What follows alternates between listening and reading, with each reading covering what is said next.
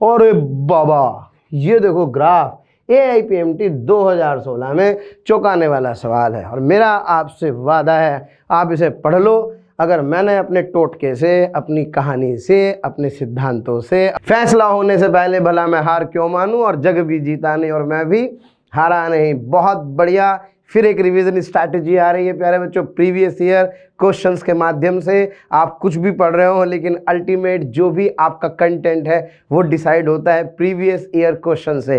तो ज़्यादा बातें ना करते हुए चलते हैं इस योद्धा सीरीज़ में, योद्धा रिवीजन सीरीज़ में, जिसमें मैं आपका अपना अमित वर्मा आज आपको कराएगा ऑप्टिक्स का सारा रिवीजन प्रीवियस ईयर क्वेश्चंस के सीरीज से। मेरा आपसे कहना है पूरे लेक्चर को प्यारे बच्चों बहुत ध्यान से देखें और लग जाएं अपनी इस तैयारी को मूर्त रूप देने में। आज का जो टॉपिक हम लोग डिस्कस करेंगे that is the ray optics, और मैं आपको बता दूं एक अच्छी खासी यूनिट है जिसमें से हर साल 3 या 4 सवाल पूछे जाते हैं। तो 3 या 4 सवाल क्या होंगे प्रीवियस ईयर क्वेश्चंस का एक बार आइडिया लेते हैं, ताकि हमें पता लगे कि किस कंटेंट को छोड़ना है और किस कंटेंट को पढ़ना है। तो प्यारे बच्चों शुरू करते हैं आज का अपना ये सेशन। मेरा आपसे इतना सा कहना है कि सेशन को अटेंड करने से पहले अपने सारे फॉर्मूले गो थ्रू कर दीजिए, अपने नोट्स को अच्छे से पढ़ लीजिए और सीधे मेरे साथ कीजिए क्वेश्चंस को सॉल्व। और इसके हम लोग अलग अलग मेथड्स भी देखेंगे, जहां हो सकेगा वहां आपको शॉर्टकट मेथड्स की भी बात करेंगे और जहां हो सकेगा इन क्वेश्चंस के माध्यम से प्यारे बच्चों आपको रिवाइज भी कराया जाएगा। तो चलिए देर किस बात की, शुरू करते हैं आज की रिवीजन सीरीज जिसका नाम है योद्धा। और आपका आज का टॉपिक है प्यारे बच्चों that is basically ray optics. तो करते हैं प्यारे बच्चों शुरू आज का पहला सवाल। Yes, the angle of prism is A, one of its reflecting surface is silvered, light ray falling at an angle of incidence 2A on the first surface return back through the same path after suffering reflection at the silvered surface, the refractive index mu of the prism। ये question CBSE AIPMT 2014 में पूछा गया है। 4 option प्यारे बच्चों आपके सामने हैं, जरा फटाफट से हिंदी में भी पढ़ लेते हैं। एक प्रिज्म जिसका कोण A है, इसका एक पृष्ठ चमकीला परावर्तक है तथा 2A आपतन कोण पर एक प्रकाश की किरण आपतित होती है। चमकीले पृष्ठ पर परावर्तन के पश्चात उसी पथ से वापस लौट जाती है। तो आपसे पूछ रहा है प्रिज्म का अपवर्तनांक म्यू क्या होगा। सबसे पहले प्यारे बच्चों इंपॉर्टेंट चीज क्या होती है, किसी भी क्वेश्चन को जब आप पढ़ते हैं तो प्लीज जो कीवर्ड्स हैं उनको हाईलाइट करना ना भूलें। जैसे कि मैं आपको बताऊं, इसमें हम सबसे पहले जो कीवर्ड लेने वाले हैं that keyword is what, prism angle A, refracting surface is silvered, light ray falling at an angle of incidence 2A, first surface return back through the same path, reversibility लग रही है किसके द्वारा, रिफ्लेक्शन के बाद। तो refractive index mu of the prism पूछ रहा है।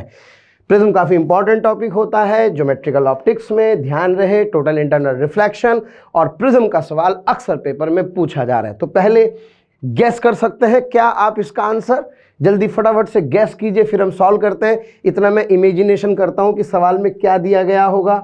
सवाल में मेरे ख्याल से यस आंसर इसका 2 आएगा, ये रहा इसका आंसर 2। अब मैं जरा इमेजिनेशन करता हूं कि इमेजिनेशन में मुझे क्या करना है, क्या देखना है। इमेजिनेशन ये कहती है कि भाई एक प्रिज्म है, इस प्रिज्म की ये वाली सरफेस क्या कर दी गई है, सिल्वर कर दी गई है। इसका ये एंगल ऑफ प्रिज्म कितना है बेटे, A है। यहाँ पर एक रे इंसिडेंट होती है, ये इंसिडेंट रे किसी 2A एंगल पर आती है, फिर ये सामने जाके टकराती है। ये कितने डिग्री है, 90 डिग्री, और यहाँ टकरा करके अपने पाथ को क्या करती है, रिट्रेस कर रही है। तो आपसे पूछ रहा है रिफ्रैक्टिव इंडेक्स यानी कि म्यू आपको बताना है। क्लियर है प्यारे बच्चों। तो चलिए फटाफट से देखते हैं इसका सॉल्यूशन। हाँ जी, ये रहा प्रिज्म, ये रही रे आई, ये एंगल कितना है A, और ये इस पर आकर के टकराए और रिवर्सिबिलिटी ये कहती है कि ये एंगल 90 डिग्री होना चाहिए। And according to the question this is 2A। प्यारे बच्चों शायद आपको याद होगा इस एंगल को R1 कहते हैं। यहाँ पर चूंकि 90 डिग्री है तो नॉर्मल यहीं से पास होगा, बिल्कुल सही सोच रहे हैं। R2 कितना होगा, R2 होगा 0, और कमाल की बात है E भी कितना होगा 0। क्या मैं जानता हूँ ए बराबर होता है R1 प्लस R2। तो सर मेरे मजे आ गए, R2 चूंकि 0 है तो ए की वैल्यू आ गई R1, यानी कि ये मेरे पास आ गया ए। क्या पूछ रहा है मुझसे? मुझसे पूछ रहा है म्यू बताइए। अगर मुझे बताना है प्यारे बच्चों म्यू, तो इसका मतलब ये हुआ कि म्यू बताने के लिए मुझे कौन सा लॉ लगाना पड़ेगा? सर बिल्कुल सही समझ रहे हैं आप लोग, मुझे लगाना होगा Snell's law. Which law? Yes, मुझे लगाना होगा प्यारे बच्चों स्नेल्स लॉ। और स्नेल्स लॉ कहता है यहाँ 1 है, यहाँ म्यू है, 1 into sine 2a is equals to mu sine a।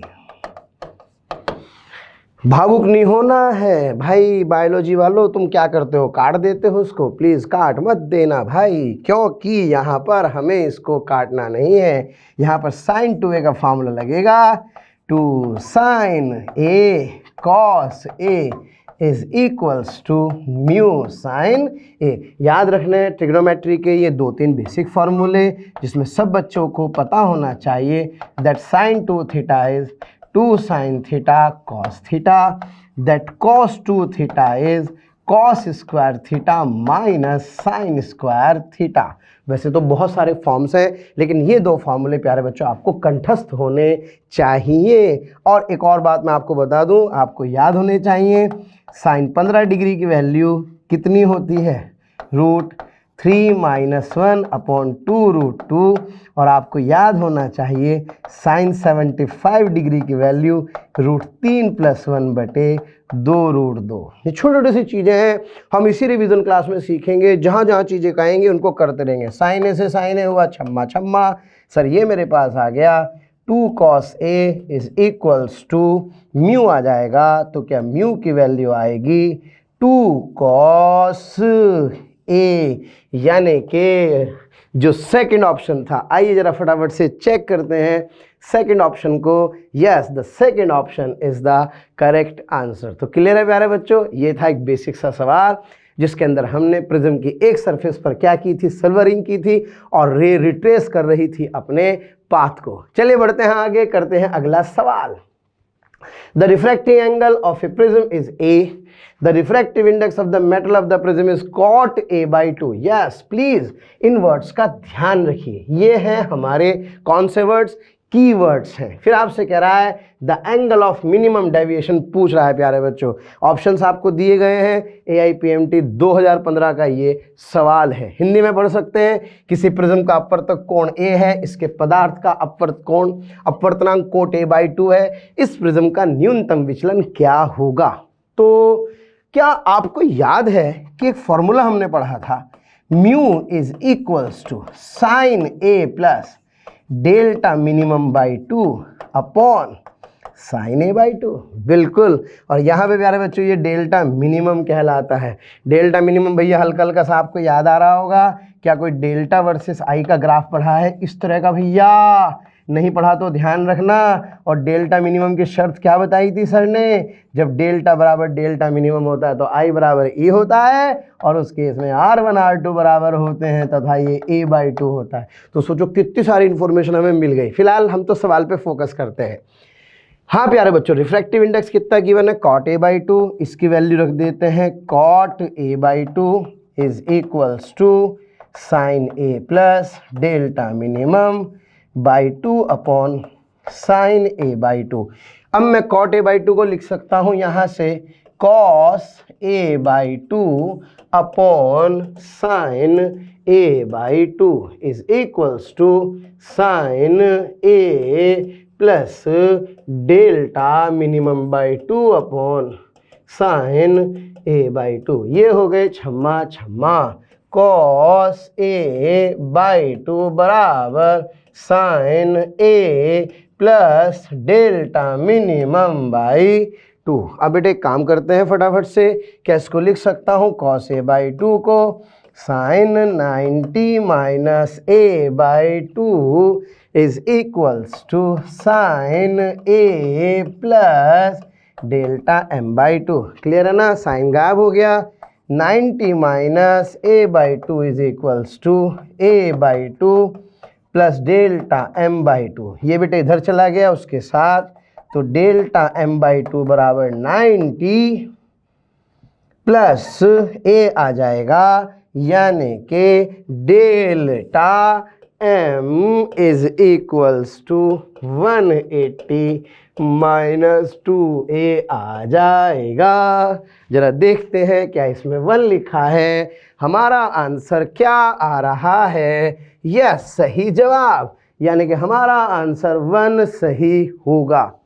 तो ये अच्छा सवाल है, मज़ेदार सवाल है। आप देख रहे हैं प्रीवियस ईयर में हल्की फुल्की सी ट्रिग्नोमेट्री है, लेकिन बिना मैथ्स के काम चलने वाला नहीं है। तो मेरे दोस्तों सुधर जाओ, जरा मैथ्स से कन्नी काटना बंद करो। जहाँ जहाँ मैथ्स आ रहा है बेसिक मैथ्स है, कोई हाई फाई मैथ्स नहीं है। सब बच्चे जानते हैं कॉस साइन के रिलेशंस को। तो प्लीज़ प्यारे बच्चों उन क्वेश्चंस को अगर ध्यान से हम देखेंगे तो थोड़ा सा ट्रिग्नोमेट्री का इसमें तड़का लगने वाला है। अगर आपको लगता है कि आपका मैथ्स वीक है तो कोई नहीं, एक दिन जाओ कहीं से बेसिक मैथ्स बेसिक पढ़ो। हमारे लेक्चर्स कहीं ना कहीं पढ़े होंगे, उसमें पूरे बेसिक मैथ्स की आपको प्रैक्टिस हो जाएगी।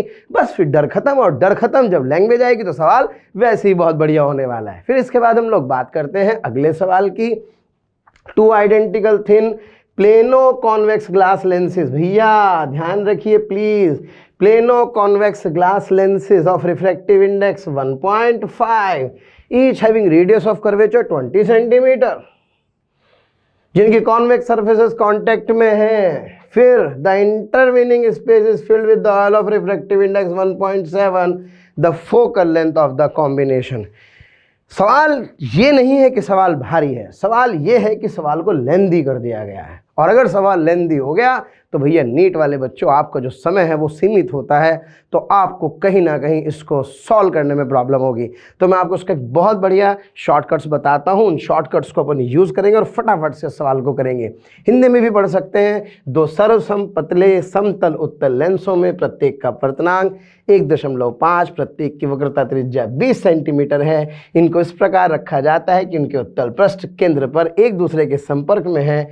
दोनों लेंसों के बीच में जो खाली रिक्त स्थान है उसको 1.7 अपवर्तनांक के तेल से भर दिया गया है। इस प्रकार बने संयोजन की फोकस दूरी बताइए। ये प्यारे बच्चों AIPMT 2015 का सवाल है, और मैं आपको बता दूं ये 15 में भी आया है और अभी 2019 के बाद भी ये क्वेश्चन रिपीट हुआ है। तो आप समझिए, हम पढ़े ही नीट के फिजिक्स को आसान कहें, आसान तो आनी तय है, ये तो कोई इसमें दो राय नहीं है, लेकिन सवाल की लेंथ ज़्यादा होगी, ये बात आप अच्छे से समझ लें। तो जरा देखो क्वेश्चन में क्या कह रहा है। पहले जरा क्वेश्चन की एक हल्की सी ड्राइंग बनाते हैं। तो प्यारे बच्चों सबसे पहला काम, इसके कीवर्ड्स हमारे पास, इन कीवर्ड्स को जोड़ना शुरू करते हैं।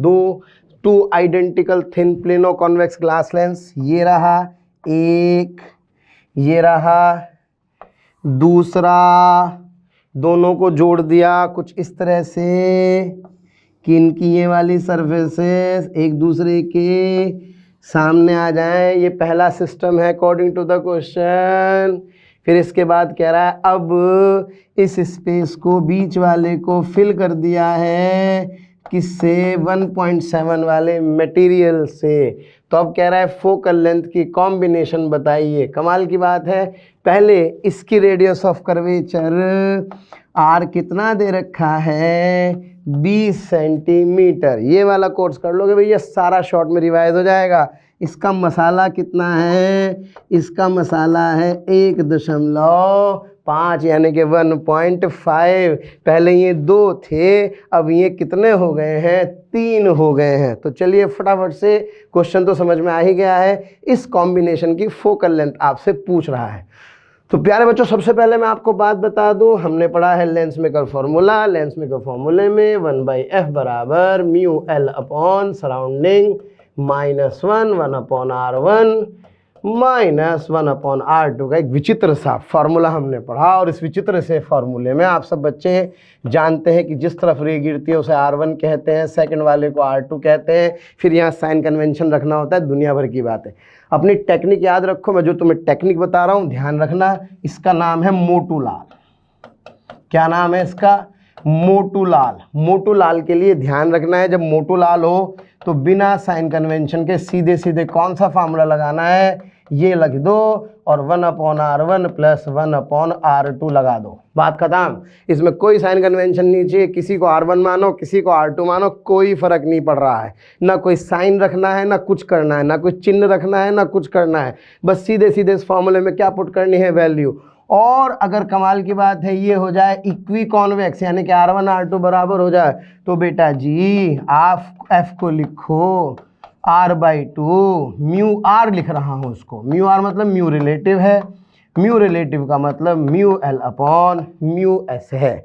और अगर कमाल की बात यह है कि इसमें ये हो गया ऐसा, तो ऐसा होने पर एक R इन्फिनिटी हो गया, इसको R लिखेंगे तो प्लीज़ यूज़ कीजिए डायरेक्ट F बराबर R बटे F बराबर, अरे कहाँ चला गया जाने मन, F बराबर R बटे म्यू R माइनस 1 इसके अंदर हम लोग यूज़ करेंगे। और अगर ये कैसा हो जाए, मोटो लाल की जगह पिचकू लाल हो जाए, तो पिचकू लाल के लिए कुछ नहीं करना है, बस इस वाले फॉर्मूले में एक माइनस लगा देना है। कैसे, 1/F is equals to mu R minus 1 1/R1 plus 1/R2 के साथ कैसा साइन, एक माइनस साइन लगा देना है। इसमें भी एक माइनस लगाना है और इसमें भी एक माइनस लगाना है, और इसके अलावा कोई भारी काम करने की आवश्यकता नहीं है। तो चलिए, सबसे पहले था आपके पास ये, कमाल की बात है, ऐसे लिखो या ऐसे लिखो, उससे कोई फर्क पड़ने वाला नहीं है। चलो सीधे सीधे इसके लिए कौन सा फार्मूला लगेगा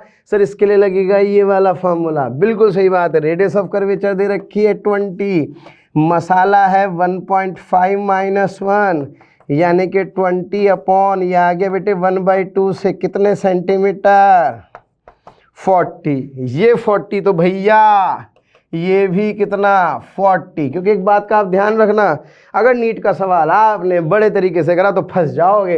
इस वाले फॉर्मूले में साइन कन्वेंशन रख के तो भैया हो गया ये वाला सवाल। हाँ, अगर आपको रिजल्ट याद है तो काम खत्म। अब बताओ F1 कितना हुआ सर, 40 हुआ। क्या बेटे मेरे पास ये जो F2 होगा, ये F2 भी कितना आएगा, सेम यानी कि 40 आ जाएगा। अब जो ये वाला बचा है ये ध्यान से समझिए, यस, इसका मसाला है 1.7 और इसके दोनों तरफ कौन है, इसके दोनों तरफ हैं ये दोनों शैतान, जिसका है 1.5 और 1.5। पहला इंपॉर्टेंट सवाल, इसका सराउंडिंग मीडियम 1.5 नहीं लेना है। इस लेंस का, बीच वाले लेंस का, कौन से लेंस का, बीच वाले लेंस का जो सराउंडिंग मीडियम होता है, वो सराउंडिंग मीडियम वही होता है जिसमें ऑब्जेक्ट और इसकी इमेज, यानी कि जो इसका अलग वाला मीडियम है। क्योंकि यहाँ पर जो फोकल लेंथ होती है ये इंडिविजुअल फोकल लेंथ होती है, नोट्स में बहुत अच्छे से बात बताई गई है। तो 1.7 का सराउंडिंग मीडियम 1.5 नहीं है, तो भाई नए लोगों ध्यान रखना, भावुक होने की जरूरत नहीं है। इसका सराउंडिंग मीडियम भी कौन है, इसका सराउंडिंग मीडियम भी प्यारे बच्चों एयर ही है। ओके, चलो तो अब इसकी फोकल लेंथ निकालते हैं। ये मोटू लाल है, पिचकू लाल, सर ये पिचकू लाल है। और कमाल की बात है दोनों साइड R1 सेम है, R1 R2 सेम है, तो इसको लिखूंगा minus R/2 mu R minus 1 minus R की वैल्यू बताओ भैया फटाफट से, R की वैल्यू कितनी होगी भाई, R की वैल्यू होगी सर वही पुरानी जो दे रखी थी 20/2 और 1.7 माइनस 1। अगर आप सबने फॉर्मूले नोट कर लिए हो तो मैं बोर्ड साफ करने वाला हूं ताकि मुझे जगह मिले सवाल को सॉल्व करने के लिए। इतना आप लोगों ने इसको सॉल्व कर दिया होगा, जरा बताओ देख करके इसकी वैल्यू कितनी आएगी, जल्दी से बताइए इसकी वैल्यू कितनी आएगी। हाँ जी, और प्यारे बच्चों प्रीवियस ईयर हमें क्वेश्चन के लेवल को डिसाइड करना सिखाता है, तो जरा देखते हैं कि इसकी वैल्यू कितनी आएगी। हाँ भाई ये आ गई सर इसकी वैल्यू सॉल्व करके, यस इसे F3 कहें बेटा, ये मिडल वाले लेंस की हम लोग बात कर रहे हैं, तो that F3 is equals to minus 20/2 into 0.7। हाँ जी बेटा, ये इधर चला गया तो क्या ये आ गया 100/7 और साथ में लगा दिया माइनस का साइन, ये मेरे पास आ गया बेटा F3। अब मैं जानता हूं कि मेरे पास हो गए टोटल कितने लेंस, ये वाला, दूसरा ये वाला और तीसरा ये वाला, और 1/F equivalent is 1/f1 plus 1/f2 plus 1/f3। भावुक मत होइएगा, पहले इन दोनों को सॉल्व करके इसको सॉल्व करोगे, कर तो सकते हैं, लेकिन बेटे ध्यान रखना है ये अपोन में होते हैं, डायरेक्ट एडेड अप नहीं करना है। पावर डायरेक्ट एडेड अप होगी, लेकिन फोकल लेंथ को अपोन में ही हमें ऐड करना होगी। कुछ ऐसा होता है जैसे रेजिस्टेंसेस का पैरेलल कॉम्बिनेशन। चलो बेटे फटाफट से वैल्यू रखते हैं। 1/f इक्वलेंट, मेरे साथ साथ बोलो जल्दी से। f1 कितना आया सर? f1 आया 1/40, यस 1/40, यस माइनस 1/, हाँ जी बेटे 100/7। और ये तो मज़े ही आ गए, यहाँ 400 आएगा, यहाँ 10 आएगा, यहाँ 10 आएगा, और यहाँ कितना आएगा? ये आएगा मेरे पास 28, यानी कि सॉल्व करूँगा 20 माइनस 28/400, यानी कि f इक्वलेंट आएगा -50 सेंटीमीटर। और इसकी नेचर कैसी होगी? इसकी नेचर होगी प्यारे बच्चों डाइवर्जिंग। क्या होगी? डाइवर्जिंग। तो मैं कह सकता हूं, अगर मैं एक बार फटाफट से फिर क्वेश्चन को देखूं तो क्या क्वेश्चन मुझे दिखाई दे रहा है? यस। क्या है कोई ऑप्शन? बिल्कुल सही जवाब है, -50 centimetre is the correct answer. तो आशा करता हूं समझ में आ गया होगा। अब हम बढ़ते हैं आगे और करते हैं अगला सवाल। The angle of incidence for a ray of light and a refracting angle of a prism is 45 degree. The angle of prism is 60 degree. If the ray suffers minimum deviation, भैया प्लीज ध्यान दीजिए। Yes, through the prism, the angle of minimum deviation and refractive index of the material। भैया एक ही सवाल में कितनी चीजें पूछ ली? 2 चीजें। 2 फार्मूला वाले सवाल नीट के इंपॉर्टेंट सवालों में माने जाते हैं। AIPMT 2016 का ये प्रश्न है। हिंदी में पढ़ लेते हैं। एक प्रिज्म के किसी अपवर्तक पृष्ठ पर किसी प्रकाश की किरण के लिए आपतन कोण का मान 45 डिग्री है, प्रिज्म कोण 60 डिग्री है। यदि यह किरण प्रिज्म से न्यूनतम विचलित होती है तो न्यूनतम विचलन कोण तथा प्रिज्म के पदार्थ का अपवर्तनांक ज्ञात करना है। ये क्वेश्चन करने के लिए क्या आपको पता है कि क्या शर्त होती है मिनिमम डेविएशन की? अगर कुछ बच्चों ने मेरी बात सुनी हो तो मैं पहले ये बात कहीं ना कहीं बता चुका हूँ, कोई बात नहीं, अभी अभी हम फिर चर्चा करने वाले हैं। तो सबसे पहला काम क्या है प्यारे बच्चों? सबसे पहला काम ये मुझे क्या गिवन है sir? This is angle of incidence, exactly this is what, this is angle of prism, exactly. दूसरी चीज किसकी बात कर रहे हैं? मिनिमम डेविएशन यानी कि डेल्टा एम की। और तीसरी चीज मुझसे पूछ क्या रहा है? मुझसे पूछ रहा है रिफ्रैक्टिव इंडेक्स निकालो और साथ ही साथ मिनिमम डेविएशन भी कैलकुलेट कीजिए। डेल्टा मिनिमम की शर्त क्या है? कब होता है डेल्टा मिनिमम? तो डेल्टा मिनिमम की शर्त मैं आपको बता दूं।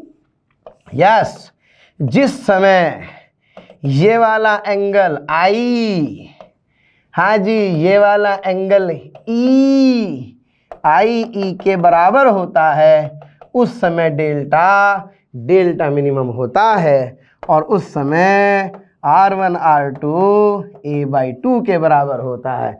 और इक्विलैटरल या आइसोसेलेस प्रिज्म में ये जो लाइन है ना भाई, ये इसके बेस के पैरेलल चली जाती है। और क्या है भैया? ये बनता है एक ग्राफ जो सिमेट्रिक नहीं होता, जिसमें I की वैल्यू E के बराबर होती है और ये डेल्टा मिनिमम होता है। तो ये सारी बातें प्यारे बच्चों जो हमें पता होनी चाहिए। चलिए शुरू करते हैं। सबसे पहला काम क्या मैं जानता हूँ? डेल्टा बराबर I + E - A। अगर डेल्टा मिनिमम है तो क्या I E के बराबर है? अगर I E के बराबर है तो क्या इसको लिख सकता हूँ 2I - A। Yes, delta minimum बराबर I कितना गिवन है? According to question 45 degree.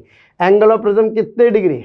60 degree. हाँ जी, 90 - 60 यानी कि 30 डिग्री। यानी कि पहला ऑप्शन मेरे पास आ गया है, डेल्टा मिनिमम 30 डिग्री। देखो भैया किसी ऑप्शन में डेल्टा मिनिमम 30 की मैंने क्या?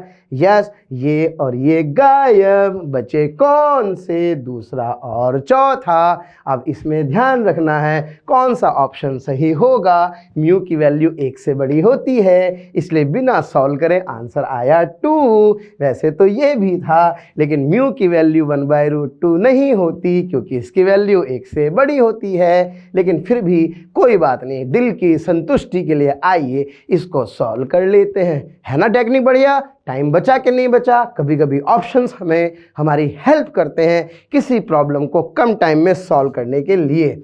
और हाँ देखो, मैंने कहा था ना आंसर क्या होगा, 2 ही होगा। अब बात करते हैं किसकी? म्यू की। म्यू होता है sine A plus delta minimum by 2 upon sine A by 2। विश्वास करो यार, सॉल्व कर लेना ना भाई, क्यों टाइम खराब करवा रहे हो यार इतनी देर में? तो 1-2 सवाल ज़्यादा करेंगे। 60 प्लस 30 बाई 2 अपॉन साइन 60/2 सही। और इसको सॉल्व करते रहेंगे तो म्यू की वैल्यू आएगी प्यारे बच्चों √2 and this is the answer of this question. तो प्यारे बच्चों, मैंने आपसे फिर कहा है, आप देखिए ये रिवीजन सीरीज, PYQ सीरीज आपके सारे कंसेप्ट्स को फटाफट से क्या करेगी, रिवाइज करेगी और आपको गैस देगी, यानी कि पेपर में 100% कहीं ना कहीं ये टकराएंगे और आपका आंसर 100% आएगा। चलिए बढ़ते हैं आगे, करते हैं अगला सवाल। और बाबा ये देखो ग्राफ, AIPMT 2016 में चौंकाने वाला सवाल है और मेरा आपसे वादा है आप इसे पढ़ लो। अगर मैंने अपने टोटके से, अपनी कहानी से, अपने सिद्धांतों से, अपने रटवाने के तरीके से अगर आपको इस क्वेश्चन को 10 सेकंड में ना सॉल्व किया तो बता देना, लाओ पढ़ तो लेते ही हैं। Match the corresponding entries column 1 and column 2। ये दुनिया भर की बातें, जहां m क्या है, मैग्निफिकेशन है प्यारे बच्चों। कॉलम 1 में -2, -हाफ, +2, +हाफ दिया गया है। Convex mirror, concave mirror, real image और वर्चुअल इमेज की बात कर रहे हैं और आपको क्या करना है, मैच द कॉलम लगाना है। यस, कॉलम 1-2 का मिलान कीजिए। m दर्पण द्वारा उत्पन्न आवर्धन है और ये क्वेश्चन पूछा गया है AIPMT 2016 में। अब यार इतने सारे ऑप्शन अजीब सा लग रहा है, लेकिन मैं आपको बता दूं, अगर आपको याद है ना क्या कि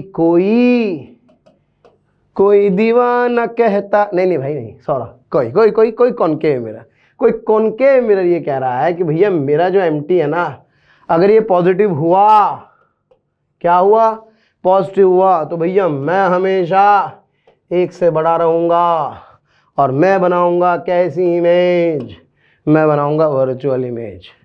और अगर ये कौन सा मिरर हुआ, ये अगर कॉन्वेक्स मिरर हुआ तो इसका MT भी पॉजिटिव होगा, लेकिन इसका MT हमेशा 1 से छोटा होगा। और अरे भैया कहाँ चले जाते हो तुम? और कमाल की बात ये कि ये भी बनाएगा कौन सी इमेज, वर्चुअल इमेज। कभी भी किसी कॉन्वेक्स मिरर का MT निगेटिव नहीं होता है, क्योंकि हम बात करते हैं रियल ऑब्जेक्ट की और रियल इमेजेस की, या रियल ऑब्जेक्ट और वर्चुअल इमेजेस की। अमूमन हम लोग वर्चुअल ऑब्जेक्ट की बात नहीं करते, तो हम सबसे पहले ये बेसिक तरीके से समझते हैं, सॉल्व करते हैं। तीसरी चीज़, अगर कभी मैंने निगेटिव बनाया, देखो ध्यान रखना, ये तो निगेटिव बनाता ही नहीं है, ये अगर निगेटिव बना रहा है तो भाई इसके निगेटिव की प्रोबेबिलिटी तीनों होंगी, क्या क्या, बराबर, 1 से बड़ा और 1 से छोटा। लेकिन ये हमेशा क्या बनाएगा, ये हमेशा रियल इमेज ही बनाएगा। तो आओ मेरे शेरों, मेरे चीतों, मेरे रसगुल्लों, फटाफट से इसके ऑप्शन मिलाने की कोशिश करते हैं। m की वैल्यू +2 कहाँ दी गई है, वाओ, m की वैल्यू +2 है तो इसका मतलब कहाँ जाएगा, कॉनकेव पर जाएगा। कौन सी इमेज बनाएगा, वर्चुअल इमेज बनाएगा। वाह जी वाह। अब सर दूसरे वाला मैं बताऊंगा, बिल्कुल बताइए, फटाफट से बताइए। जो बातें मैंने यहाँ पे लिखी हैं जरा उनको फटाफट से जोड़िए। अगर m की वैल्यू कितनी है, +हाफ मतलब 1 से छोटा, मतलब सर कॉन्वेक्स मिरर, और कॉन्वेक्स मिरर होगा तो ये रहा मेरा ऑप्शन। और कैसी बनाएगा, हमेशा वर्चुअल ही बनाएगा। -2 +2 भैया निगेटिव में क्या लिखवाया है, रियल इमेज लिखवाई है। तो सर इसका मतलब इसका साकी नाका किसके साथ होगा भाई?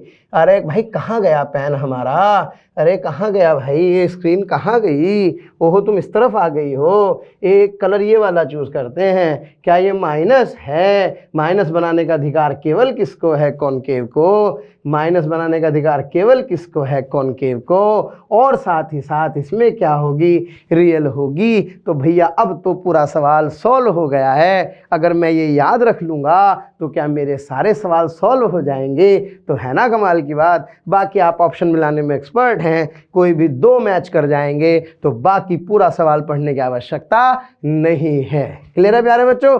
तो मेरा मानना यह है कि अगर आपने इस क्वेश्चन को करने से पहले ढंग से थ्योरी पढ़ी है, आपके मास्टर ने कॉन्फिडेंस के साथ आपको रिजल्ट रटवा दिए, ये नहीं कि यार ये होता है, ये होता है, ये भी होता है, 50 केस बताए फिर थोड़ी कोई फायदा है। ऐसी कंक्रीट चीज लिखी जिस कंक्रीट चीज को लिखने पर मेरा काम हो गया, फिर मुझे कोई टेंशन नहीं है। तो प्लीज इन रिजल्ट्स को याद रखेंगे, देखते ही इस तरह के सारे सवाल जो स्फेरिकल मिरर के हैं वो अपने आप लाइंड अप हो जाएंगे। अब आप समझ में आया प्यारे बच्चों कैसे कंपटीशन में हम लोग पहुंच पाते हैं। बात ये नहीं है कि आप इस क्वेश्चन को सॉल्व नहीं कर सकते हैं, आप इस क्वेश्चन को सॉल्व तो कर सकते हैं, लेकिन सवाल ये है कि अगर आपको इस क्वेश्चन को सॉल्व करने में ज़्यादा समय लगा तो आप ये बात अच्छे से समझिए कि ज़्यादा समय अगर आपने इस क्वेश्चन में गंवाया तो आपका कहीं ना कहीं जो और क्वेश्चंस का समय है वो ये खा जाएगा और आपको प्रॉब्लम फेस होगी। तो ये रिजल्ट्स याद रखिए, फिर एक बार याद करवाता हूँ। MT अगर पॉजिटिव है किसी कॉनकेव मिरर का तो हमेशा प्यारे बच्चों 1 से बड़ा होगा, इमेज का नेचर वर्चुअल होगा। दूसरी बात करें, अगर किसी कॉन्वेक्स मिरर का MT पॉजिटिव है तो वो हमेशा 1 से छोटा होगा, इमेज वर्चुअल बनेगी। किसी भी कॉन्वेक्स मिरर का MT नेगेटिव नहीं होता, और जब तक ना कहा जाए हम रियल ऑब्जेक्ट की ही बात कर रहे हैं।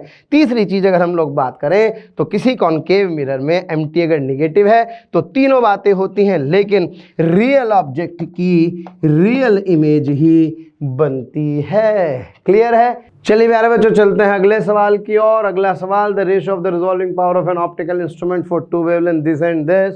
तो ये आपसे पूछ रहा है, आप सभी को याद होगा भैया रिजॉल्विंग लिमिट जो होती है, सबसे पहले तो ये होती है प्रोपोर्शनल टू लैम्डा के, और रिजॉल्विंग पावर इन्वर्सली प्रोपोर्शनल होती है रिजॉल्विंग लिमिट के, है ना।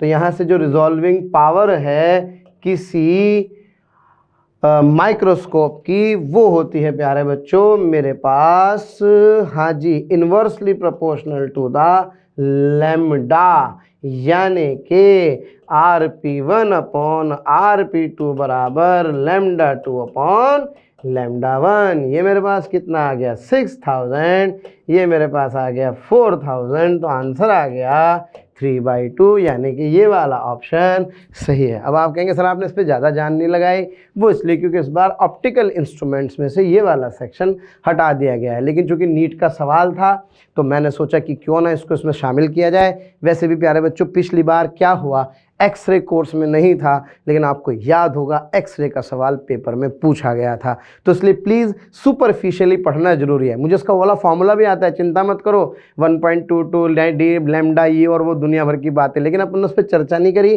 केवल इतना सा याद रखना है कि यार ये इन्वर्सली प्रोपोर्शनल टू लैम्डा होता है, रिजॉल्विंग पावर और रिजॉल्विंग लिमिट उल्टे होते हैं, ये अपने को पता। और एक और इम्पॉर्टेंट बात मैं आपको बता दूं इसके अंदर, क्या कि जो रिजॉल्विंग पावर लिखो या रिजॉल्विंग लिमिट लिखो, भाई ये तो एक दूसरे के उल्टे हैं।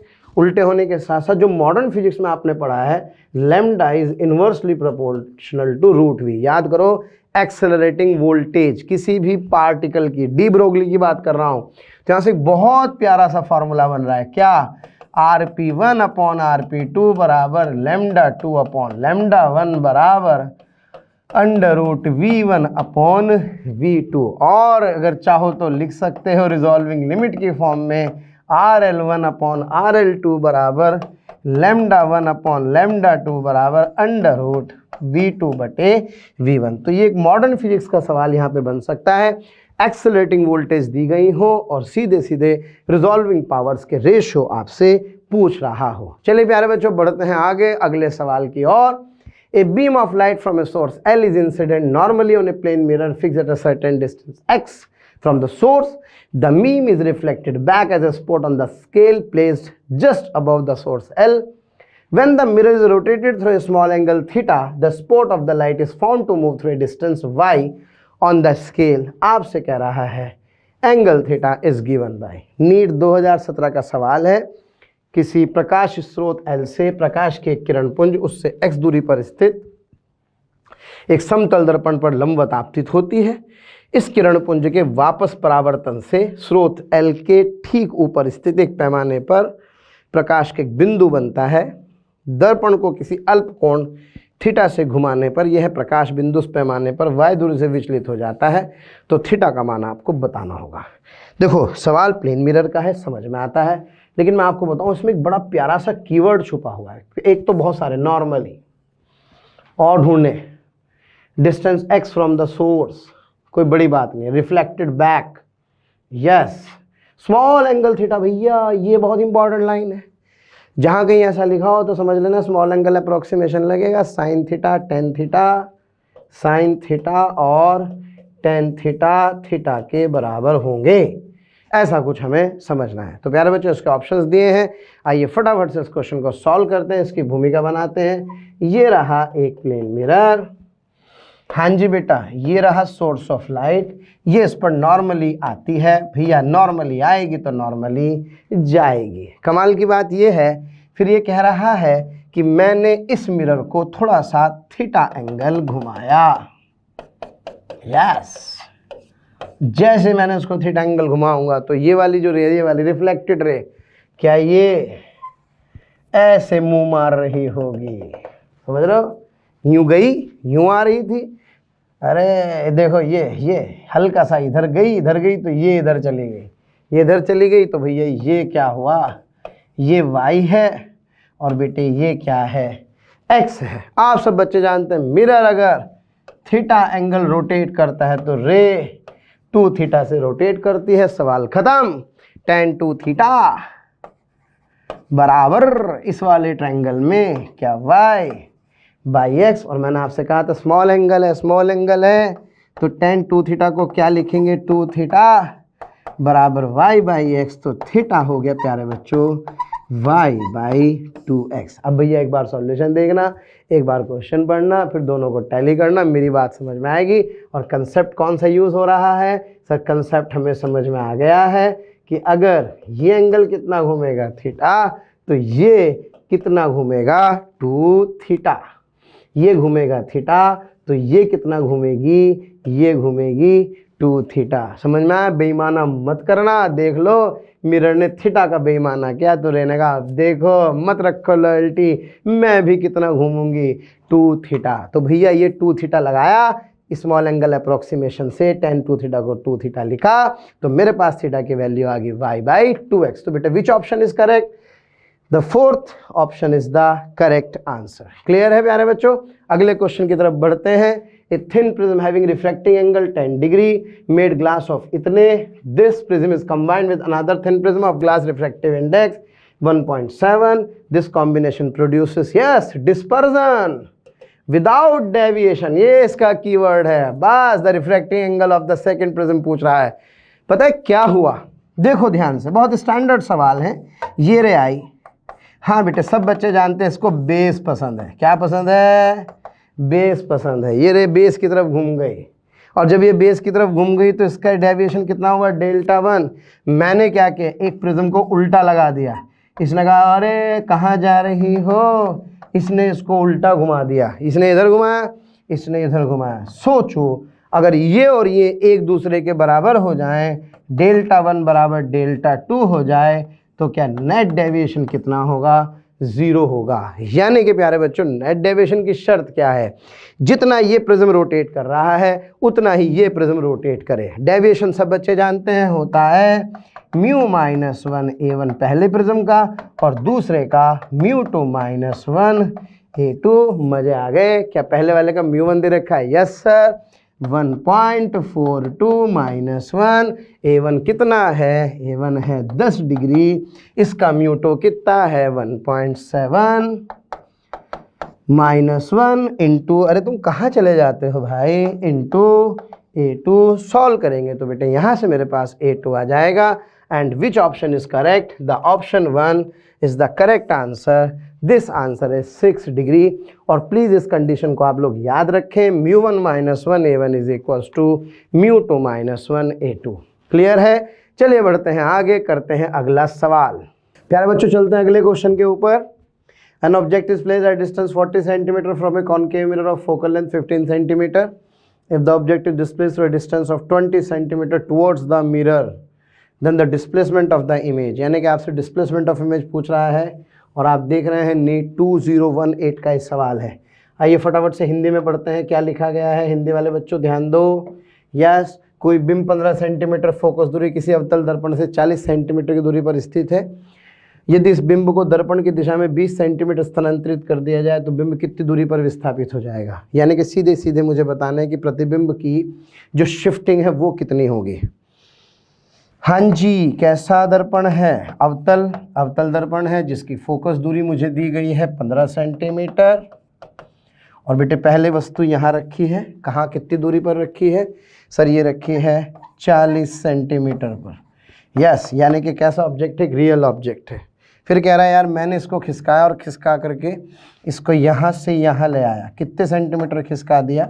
20 सेंटीमीटर। तो पहले पोजीशन ये थी, अब पोजीशन ये हो गई। तो कह रहा है यार इमेज बताओ। तो पहले इसके लिए इमेज निकाल लो, फिर इसके लिए इमेज निकाल लो, दोनों का डिफरेंस निकाल के आंसर आ जाएगा। यानी कि आइए जरा फटाफट से इसको सॉल्व कर लें। ये रहा मिरर। हाँ जी बेटा, पहले ऑब्जेक्ट की पोजीशन को मैं U1 कहूँ, क्या फोकल लेंथ F1 है। U1 रियल ऑब्जेक्ट के लिए -40 होगा बेटा, F की वैल्यू -15 होगी। तो क्या मैं इसके लिए कैलकुलेट कर सकता हूँ V1? यस, यानी कि मेरे पास आ जाएगा O के साथ I, और ये जो मेरे पास I होगा इसको सॉल्व करने के लिए एक छोटी सी सलाह मैं आपको दूंगा, डायरेक्ट यूज़ कीजिए FU/U-F। तो यहाँ 1 1 रखेंगे तो यहाँ से मेरे पास V1 की वैल्यू आ जाएगी कितनी? -15 -40 अपॉन -40 माइनस प्लस माइनस ये आएगा सॉल्व करके। यस, इसको सॉल्व करेंगे, ये आएगा -24 सेंटीमीटर। यानी कि ये डिस्टेंस मेरे पास कितनी आ गई भैया? 24 सेंटीमीटर। याद रखें एक बड़ी इंपॉर्टेंट मज़ेदार बात, रियल ऑब्जेक्ट का U निगेटिव होता है, वर्चुअल ऑब्जेक्ट का U हमेशा पॉजिटिव होता है। मिरर के केस में जब स्फेरिकल मिरर की बात कर रहे हो तो रियल इमेज का V निगेटिव होता है तथा वर्चुअल इमेज का V पॉजिटिव होता है। और लेंस के केस में इसको क्या कर देते हैं उल्टा। बड़ा बढ़िया काम है, कभी कभी साइन कन्वेंशन लगाने की भी ज़रूरत नहीं पड़ती है। चलो छोड़ो। फिर इसके बाद इसको थोड़ा सा खिसकाया। यस, किधर की तरफ? इस तरफ। वो भी कितने सेंटीमीटर? 20 सेंटीमीटर। कितना खिसकाया? 20 सेंटीमीटर। जैसे बेटे उसको 20 सेंटीमीटर खिसकाया, क्या अब ये नई पोजीशन हो गई O'। इसको मैं क्या कहूँगा? सर इसको मैं कहूँगा U2। जरा बताओ, ये टोटल 40 था, 20 खिसका दिया, यानी कि सेकंड केस में अब मेरे पास U2 कितना आया? U2 आ गया मेरे पास -20। V की वैल्यू निकालनी है और F की वैल्यू कितनी गिवन है? मुझे गिवन है -15। तो मैं इसे सॉल्व करके यहाँ से V2 निकाल सकता हूँ। और जब मेरे पास क्या आ जाएगा? V2 आ जाएगा तो मुझे नई पोजीशन मिल जाएगी और इन दोनों का डिफरेंस कर लेंगे। ज़रा फटाफट से सॉल्व कर देते हैं। V2 is equals to yes FU2/U2 -F, यानी कि सर F की वैल्यू कितनी हो गई? -15 -20 अपॉन, हाँ जी बेटा ये आ गया मेरे पास -20 और ये आ जाएगा +15। ये आ गया मेरे पास 300 प्लस का अपॉन यस दिस इज -5, यानी कि it comes out to be -60। यानी कि ये मेरे पास I था तो ये जो I' होगा, ये I' मेरे पास कितना आ जाएगा? 60। तो बेटे ये टोटल 24 और ये हुआ 60, 60 में से गए 24, तो मेरा आंसर आ गया 60 - 24, यानी कि 36 सेंटीमीटर। तो है ना भाई, बहुत सारी चीज़ों की प्रैक्टिस करी हमने, इस वाले सवाल से अच्छे से समझा।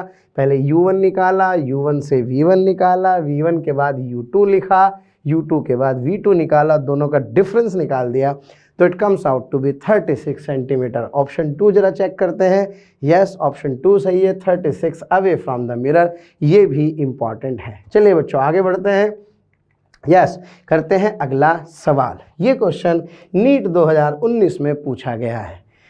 To similar thin equiconvex lenses. पूरी लैंग्वेज को ध्यान रखिए, मैं आपसे बार बार कहता हूँ, भावुक नहीं होना है। ये यहाँ पर जो हम देख रहे हैं ये हमारे मन में ये कीवर्ड्स कैलकुलेट हो जाने चाहिए, यानी कि R1 बराबर क्या है R2, जिसमें हर किसी की फोकल लेंथ कितनी है F है, दोनों को कांटेक्ट में रखा गया एक दूसरे के साथ इस तरह से कि कॉम्बिनेशन की फोकल लेंथ कितनी है F1 है। When the space between the two lenses is filled with the glycerin, दोनों के बीच के स्पेस को किससे फिल्ड किया है, ग्लिसरीन से, जिसका रिफ्रैक्टिव इंडेक्स कितना है, सेम 1.5 ही है। तो आपसे कह रहा है बताइए अब इक्विवेलेंट फोकल लेंथ जो F2 है उसमें इस F1 F2 का रेशो क्या होगा। आप याद करें तो हम ये क्वेश्चन पहले भी कर चुके हैं, उसी क्वेश्चन को हम थोड़ा सा दूसरे फॉर्म में पढ़ रहे हैं। कहानी बिल्कुल झुकी तो है, FF फोकस दूरी वाले दो समान पतले समोत्तल लेंसों के साथ एक दूसरे के साथ समाक्ष रूप से रखे जाते हैं कि संयोजन की फोकस दूरी F1 है। जब दोनों के बीच का स्थान ग्लिसरीन से भर दिया जाता है तब तुल्य फोकस दूरी ज्ञात कीजिए। नीट 2019 में सवाल है, देखो भारी भी नहीं है लेकिन आसान भी नहीं है क्योंकि टाइम लगेगा, दो फार्मूले लगेंगे और कमाल की बात है उसके बाद रेशो भी आपसे पूछ रहा है। तो ज़रा फटाफट से देखते हैं क्या होगा इसका तरीका सॉल्व करने का। हाँ जी बेटा, एक लेंस ये वाला एक लेंस ये वाला, इसकी फोकल लेंथ कितनी F, इसकी फोकल लेंथ F, क्या इसकी जो इक्विवेलेंट फोकल लेंथ होगी क्या 1/F1 + 1/F2 होगी। चूंकि बाई कॉन्वेक्स लेंस है, इक्वी कॉन्वेक्स है तो पॉजिटिव होगा और अकॉर्डिंग टू क्वेश्चन ये F1 है तो ये 1/F + 1/F से यह आ गया 2/F।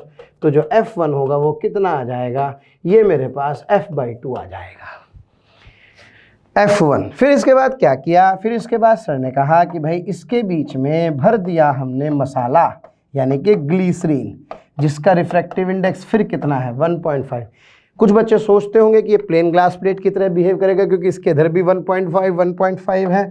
खबरदार, मैं आपको बता दूं इसका सराउंडिंग मीडियम, बीच वाले का सराउंडिंग मीडियम 1.5 नहीं है बल्कि प्यारे बच्चों एयर ही है। और चूंकि इक्वी कॉन्वेक्स है तो इसकी जो फोकल लेंथ होगी बीच वाले लेंस की दैट इज सिंपली R/2 μ-1 के साथ माइनस साइन, और इसकी होगी F बराबर R/2 μ-1 कैसे साइन के साथ, प्लस वाले साइन के साथ। तो इसका मतलब सीधे सीधे शब्दों में अगर सोचें तो ये -F की तरह ट्रीट किया जाएगा। अब फिर मजा आएगा क्या, 1/, इस बार F2 बड़ा लिख सकता हूँ, ये F होगा, ये F होगा, ये -1/F होगा, क्योंकि हाँ जी -1/F होगा, क्योंकि आप सभी जानते हैं प्लस के साथ माइनस साइन रखेंगे तो ये कुछ इस तरह से दिखाई देगा।